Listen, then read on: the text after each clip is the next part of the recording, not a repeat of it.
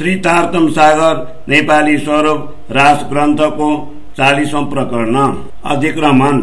पल्लाको छेउ छुन्दैन, अङ्ग कहीँ अड्दैन, पाउ चटकाएर हिँड्छन्, मानवन्ती सखीहरू लटक मटक गरेर चल्दछन्, लट्किने चालले आनन्द लिन्छन्, अधरामृत गुटका मारेर पिउँछन्, फेरि सुतुक्कै हिँड्छन्। रासलीला खेल्ने इच्छा खुबै जागृत भएको छ। कामातुर सखीहरू रासलीला खेल्दछन्, चन्द्रमाको ज्योति गम्किरहेको छ, मानवन्ती सखीहरू प्रियतमका साथमा मिलेका छन्, सखीहरू आनन्दका साथ रसाप्लावित भइरहेका छन्। श्यामका साथ श्यामाजी हुनुहुन्छ, कामिनीले अङ्कमाल गरेकी छिन्, उहाँको अङ्ग आफूतिर तान्दछिन्, मुखमा पानको बिरा शोभित छ।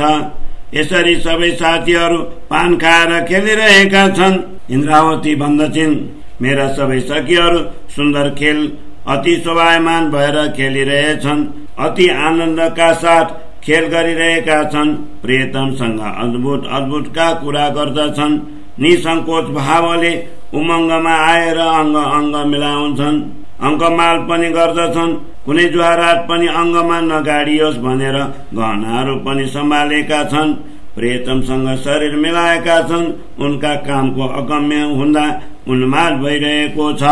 छरितो भएर खेल्दछन्, वरिपरि घुम्दछन्, खेल पनि खण्डित गर्दैनन्, यस्ता फूर्तिवाला छन् कि अङ्गमा विशेष फूर्ति छ। साथीहरू अति चङ्ग छन्। कति सखीहरू बडो उमङ्गमा भरिएर प्रियतमका पासमा आए, मनमा उमङ्ग लिएर आफ्नो बखान गर्दा सखीहरूको विरह नाश भएर गयो। मधुरो स्वरले गीत गाउँछन्, खुब आनन्द भइरहेछ, नाना थरीका हास्य विलास गर्दछन्। हाम्रा प्रियतमसँग हास्य विलास गरौं भनी सखीहरू जोडी जोडीमै एकसाथ दौडिन्छन्। प्रियतमले विलास गर्ने विचार गरे, अङ्गमा उमङ्ग लिएर अनेकौं देह धारण गर्नुभयो। सखीहरू सबै श्री कृष्णसँग बेग्ला बेग्लै मिले, प्रियतमसँग विशेष प्रकारको खेल गरे, अङ्गलाई मर्काउने र आँखा घुमाउने गर्दछन्। यसरी खुब आनन्द उब्जाउँछन्, टेढा टेढा कुरा पनि गर्छन्।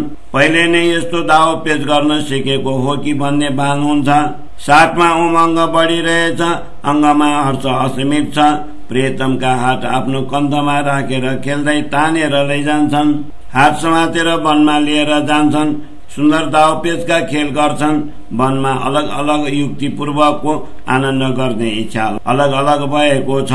कोही नाच्छन्, घुम्छन्, त्यस बखतमा तालमा अन्तरा ल्याउँछन्, कोही उफ्रन्दै विशेष रूपले फाल हाल्छन् र पाउले बालुवा उडाउँछन्, कोही घुम्ने खेलमा घुम्छन्, कोही दौडिन्छन्, मधुर रसिला बानी गाउँछन्, कोही एक अर्काको हातको ताली लिन्छन्, आफूले पनि ताली दिन्छन्, सामुन्ने सामुन्ने भएर घोडाले पनि ताल दिन्छन्, कोही सखी इच्छा अनुसार वृक्षमा चढ्दछन्, हाँगा हल्लाएर पिङ जस्तो गरी झुल्दछन्, कोही एक कुइनाको खेल खेल्छन्, विचार गरेर गाउँछन्, प्रेमका गाली पनि दिन्छन्, कोही एक हात समातेर वरिपरि घुम्दछन्, श्रीकृष्णजीका काँधमा आफ्नो हात राख्दछन्, कोही घुमेर चक्कर खाने खेल गर्दछन्।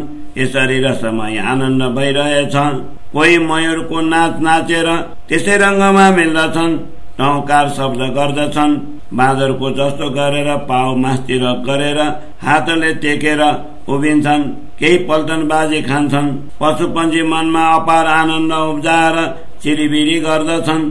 वनका बेलीहरू एवं अन्य वनस्पतिमा मुजुरा छोड्न लागेको देखिन्छ, फूलको सुगन्ध फैलिरहेछ। चन्द्रमाले आफ्नो तेज बढाएर तल आई बडो प्रेमसँग हेर्दछन्। यमुनाजीको जल पनि एकदम बढेर आई स्थिर भएको छ। पाउको ताली बज्दछ, धरतीमा विराजमान भएका छन्, पाउका तालीले धमकार शब्द भएको छ। सबैका अङ्गमा हर्ष भरिएको छ, आफ्ना प्राणधारसँग अद्भुत लीला गर्दछन्। भूषण बजिरहेका छन्, तिनका शब्दले पृथ्वीमा गर्जना भइरहेको छ, वृन्दावनमा हाहाकार मचिरहेको छ, बतासले अमृत रूपी सुगन्ध फिजाइरहेछ, अङ्गमा आनन्द उब्जाइरहेछ। यस तरहले इच्छा अनुसार खेलिरहेका छन्। रामट अथवा खेलको रंग अपार छ। इन्द्रावती भन्नुहुन्छ, सुखका सिरदार प्रियतमसँग यसरी अपार सुख लिएका छन्।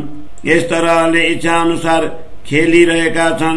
रामत खेलको रंग अपार छ। श्री इन्द्रावती भन्नुहुन्छ सुखका सिरदार प्रियतमसँग यसरी अपार सुख लिएका छन्। चौपाई 23 प्रकरण 40 चौपाई 778। बोलो श्री प्राणनाथ प्यारे की जय।